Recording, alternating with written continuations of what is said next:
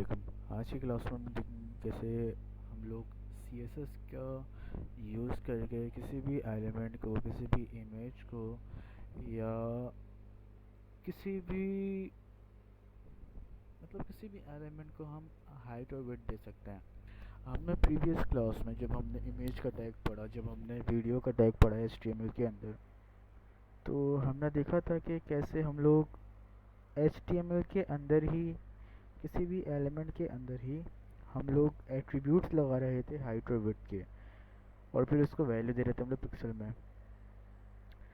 तो अब हम देखते हैं कि कैसे हम लोग CSS के थ्रू हाइट और विड्थ लगा सकते हैं किसी भी चीज़ की, किसी भी एलिमेंट की, चाहे वो H1 हो, चाहे वो इमेज हो, चाहे वो वीडियो हो, चाहे वो कुछ भी हो।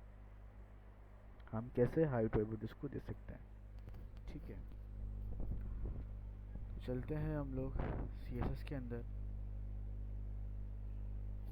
अब यहाँ पर मैं ऑलरेडी कलर और बैकग्राउंड दे चुका हूँ। इसका जो आउटपुट है, इसका आउटपुट कुछ इस तरीके का आ रहा है। अब मैं चाहता हूँ इसकी हाइट जो है ना वो बड़ी हो जाए और विड्थ छोटी हो जाए। विड्थ अभी 100% है, विड्थ छोटी हो जाए इसकी। तो चलते हैं, कैसे कर सकते हैं। हाइट नाम की प्रॉपर्टी है इसके अंदर जो लग जाएगी, उसके बाद कॉलन आ जाएगा उसके बराबर में। फिर यहाँ पर है कि वैल्यू, कि हमें कितनी रखनी है हाइट। लेट सपोज कि 200 पिक्सल्स रखनी है, तो हमने 200 पिक्सल्स दे दी। अब इससे क्या होगा, आपकी हाइट बढ़ चुकी है और विड्थ उतनी की उतनी ही है। तो मैं अब चाहता हूँ कि इसकी विड्थ भी जो है ना 200 px की ही हो जाए। तो मैं यहाँ लगाता हूँ विड्थ की प्रॉपर्टी, विड्थ की प्रॉपर्टी लगाई। अब इसको दे दूंगा वैल्यू में 200 px की। तो अब इससे क्या हुआ,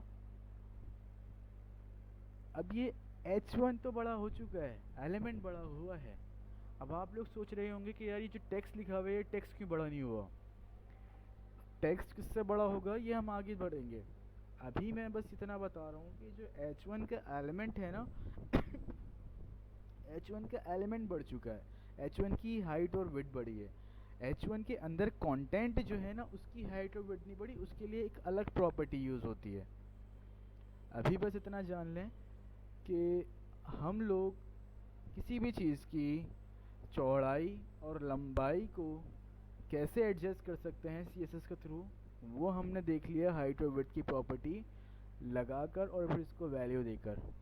ठीक है, अगर आप चाहते हैं इसकी विड्थ पूरी हो जाए स्क्रीन के हिसाब से, तो आप स्क्रीन के हिसाब से 100% दे दें।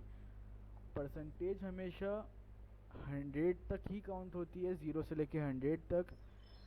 और वो आपकी स्क्रीन पे डिपेंड करता है, आपकी स्क्रीन से 100%। ठीक है।